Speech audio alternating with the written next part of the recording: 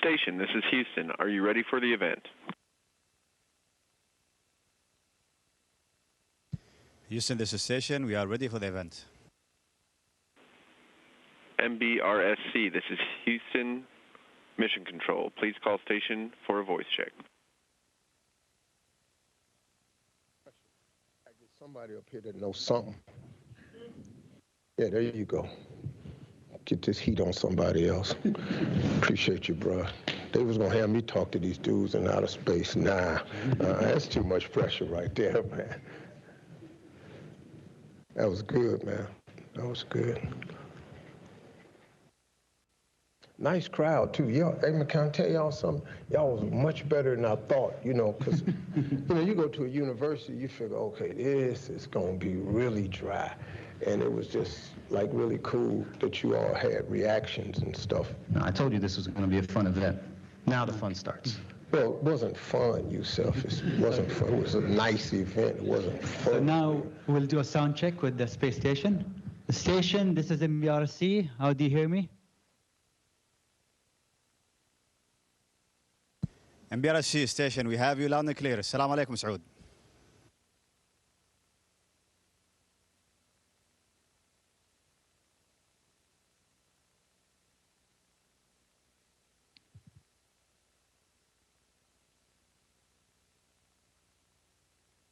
So we cannot hear you. Station, this is MBRC. How do you hear me? MBRC Station, we have you loud and clear. Assalamu alaikum, Saud.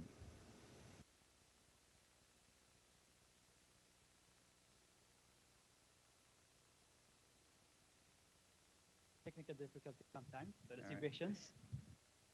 Station, this is MBRC. How do you hear me?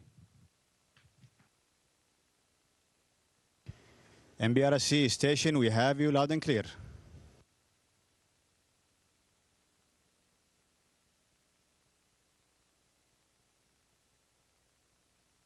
Astronaut Sultan, astronaut Woody, welcome to this call from Washington, D.C. So today I will not be speaking. I will hand it to Steve and the ambassador, and they will take it from there. Sultan and Woody, how you guys doing?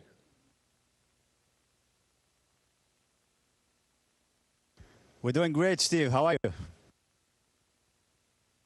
Good. Let me ask you a real basic question. Do you all get Family Feud up there?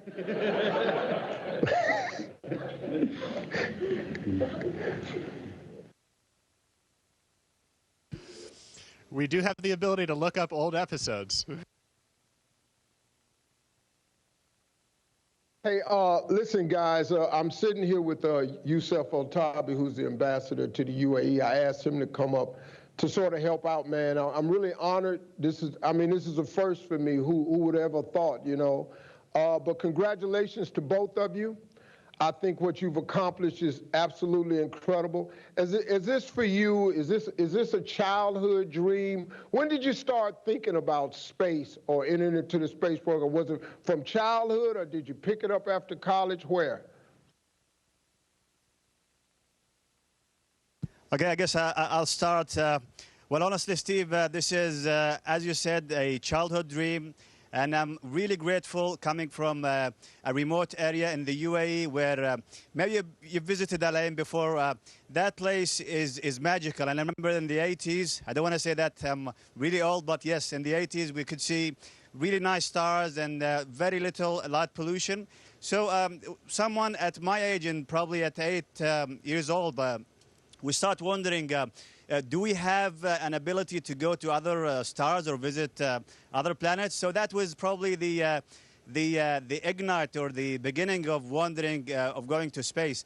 And ever since, I kept dreaming. Although I studied engineering, something different from, I would say, astrophysics or maybe space, let's say, specifications. I did not let go of my dream, and I just kept dreaming until I got the chance to join the first astronaut program in the UAE from the Mohammed bin Rashid Space Center. And ever since, everything was magical. It's definitely a dream becoming true. Woody, hey, Steve, for me it was similar. Do you guys, you all go into a particular mission at the same time, or do you all come in at maybe different times? Like, did you get there first, or did you go at the same time? How does the program work?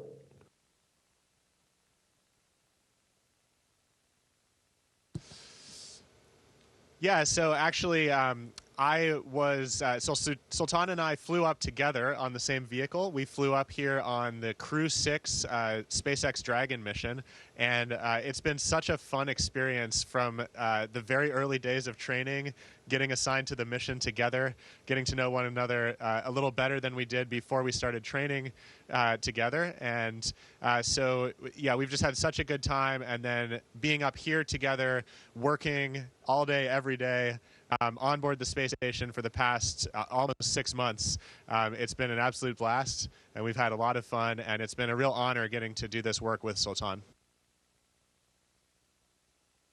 Sultan, I have a question, but first let me say this. On behalf of all Emiratis around the world, here in the UAE, anywhere else, we're so proud of you. We are so incredibly proud of you. You've done an incredible job. You and Hazza and so many others have literally put us on the map in ways that have never been possible by anybody else, so great job. My question, and down here on planet Earth, we as diplomats, we try to solve and fix, or at least improve some of the challenges we have here. A lot of it is dealing between two countries, two governments, two societies. And we always try to think of another person's perspective. At least I tell our diplomats, before you go into any meeting, try to think of the other person's side and the other person's view before you go into the meeting. You've been in outer space for almost 6 months. What has changed your perspective during those 6 months? When you come back, how will you think differently about certain issues, about certain problems, about certain ideas? Like, what have you learned in the 6 months that you're going to teach other people when you get back? Well, first of all, Your Excellencies, thank you so much for your kind words. And indeed, we have a different perspective when we come here. And I always say we live as a family. I would call it space family up here.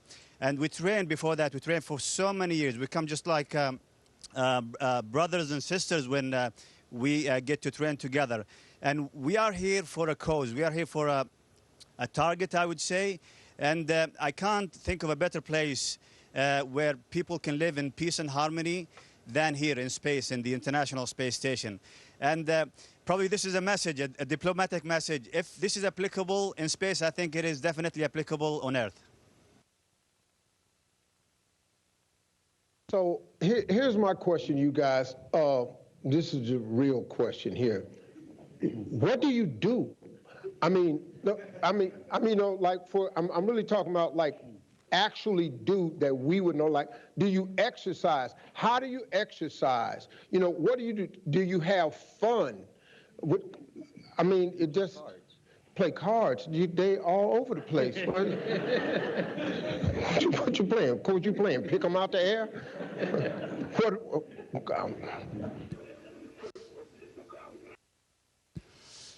All right, well, that's a great question. I like to think of it broadly. We split up our time into 3 different categories. The first is science. That's the purpose of the International Space Station. This is a national laboratory, and we're up here doing, at any given time, working on hundreds of different scientific research experiments, some of them on ourselves, and some of them we're the operators performing the experiments.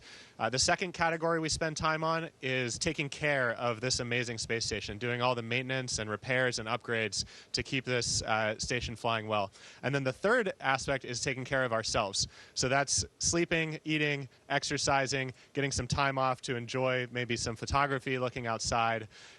In terms of exercise, we have 3 different modalities we can use. We have a resistance exercise machine up here and 2 forms of cardio. One is a bike and the other is a treadmill. And we do enjoy floating as well.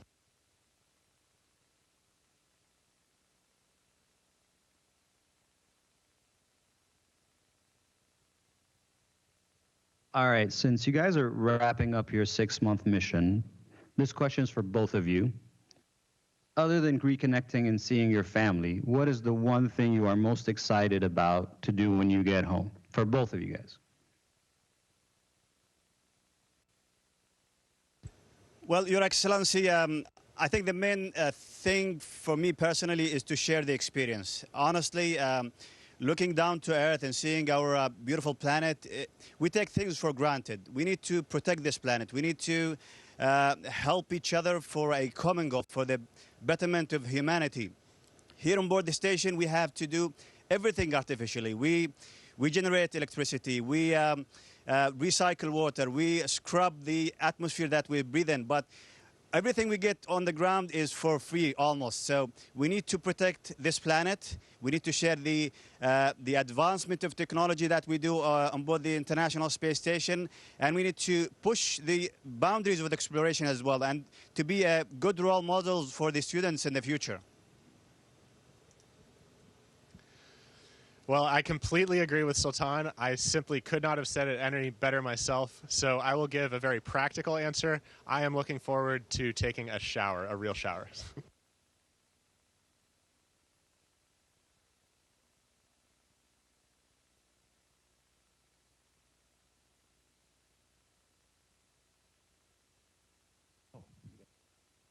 Let's take questions from the audience. Yeah, Any questions from the audience? kids over there. Yes. Public. وراك.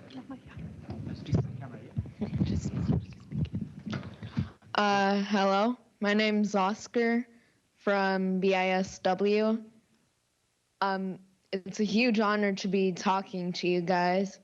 My question for you is, what experiments do you do in space, and how do you collect data? Great question, Oscar.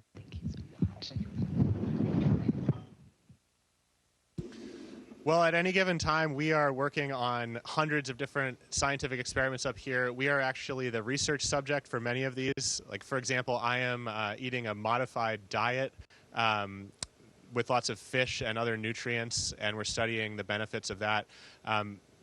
We do, an interesting one that we just did is we printed the first section of human meniscus ever printed in space in something called the biofabrication facility. And we're taking advantage of the fact that we're up here in microgravity. On Earth, these biomaterials would pool like a puddle, but we're able to manufacture unique structures, and soon that facility is going to be used to manufacture blood vessels in space. These are just a couple examples of all the amazing science that we do up here every day.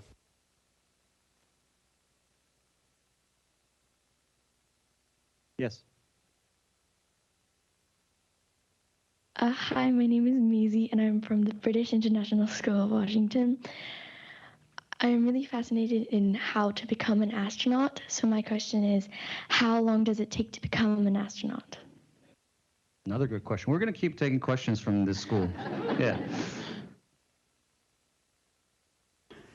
Indeed, a very excellent question. So first of all, I don't want to disappoint you, but there are no shortcuts. You have to study really well. You have to focus on STEM education, that is science, technology, engineering, and mathematics. And by indulging yourself and equip yourself with knowledge, I think you will have a better chance when the chance arrives, and you can apply to a program in your own country. And believe me, there are no limits. Yes, it is challenging, but if you believe truly in the cause and you perform very well and you have the knowledge, I think you will have a very, very good chance of joining an astronaut program in the future. Any more? Yes. Yeah. Hello, I'm Jules, and I'm also from the British International School of Washington. I assume being an astronaut must be an extremely hard job, but if you weren't an astronaut, what would you be? Were you able to hear that, Sultan? Can you repeat the question one more time? I don't think they got it. Yeah, could we repeat the question? Hello. Again. My question is for you guys. If you weren't an astronaut, which career path would you have pursued?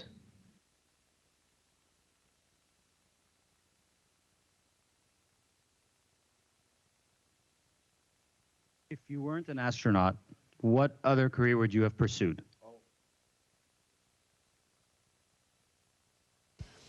Okay, thank you so much. That is actually that's such a great question.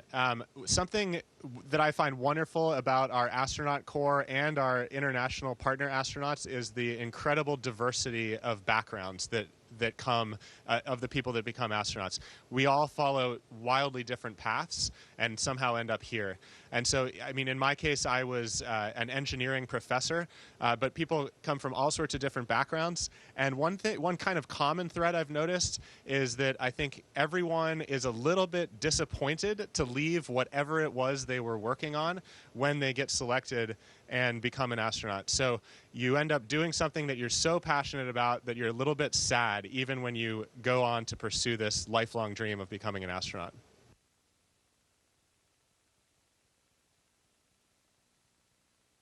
Oh, over here, in the back.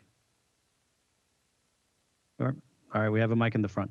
Hi, my name is Ahmed Al-Shahi. I study at Penn State University, majoring in aerospace. One of the researches that I did there was on asteroid minings.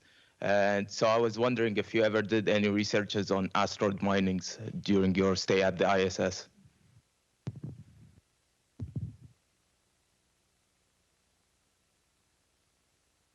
Thank you, Ahmed. This is a very interesting question. Personally, I haven't done any sort of investigation or experiment about that, but I know this is an active and fresh, I would say, topic, and I think this is a very promising field as well. So space is vast. Space is really huge. So and there are no limits for what you can do in space. So I think this is a very good field, but personally, I haven't done any research on that part.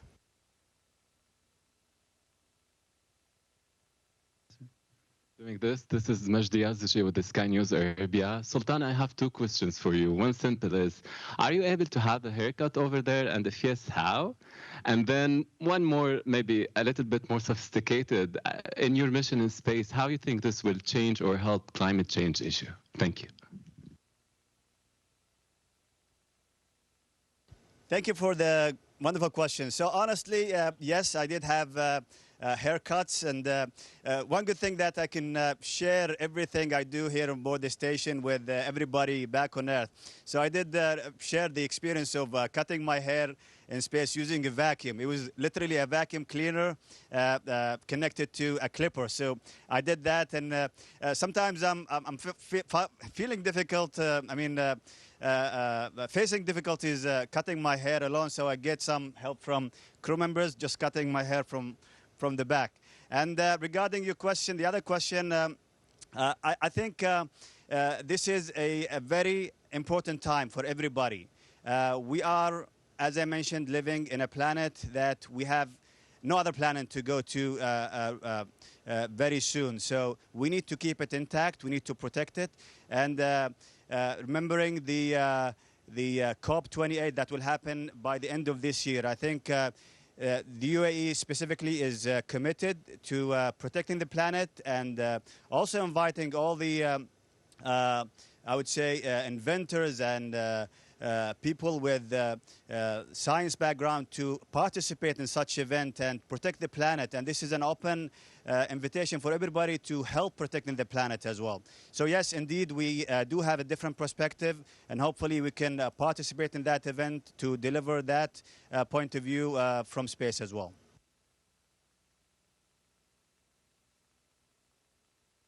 You had your hand up earlier. Yes, go ahead.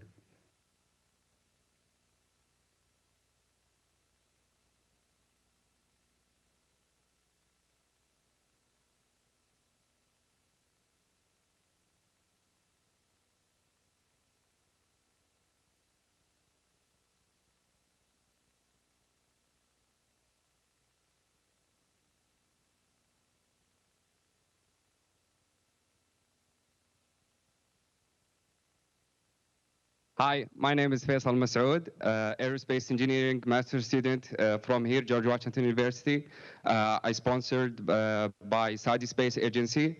My question for both of you guys, what is the most surprising thing you have noticed about Earth climate while you are on International Space Station?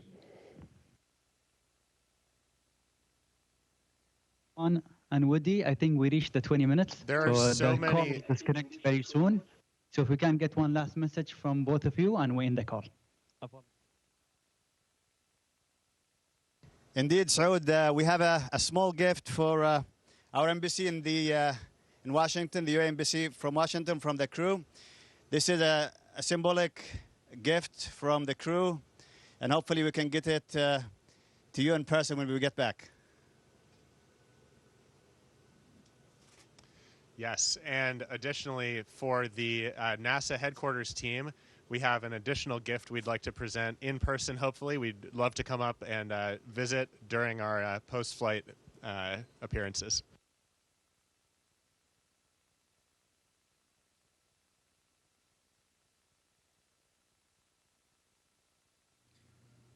Station, this is Houston ACR. That concludes the event.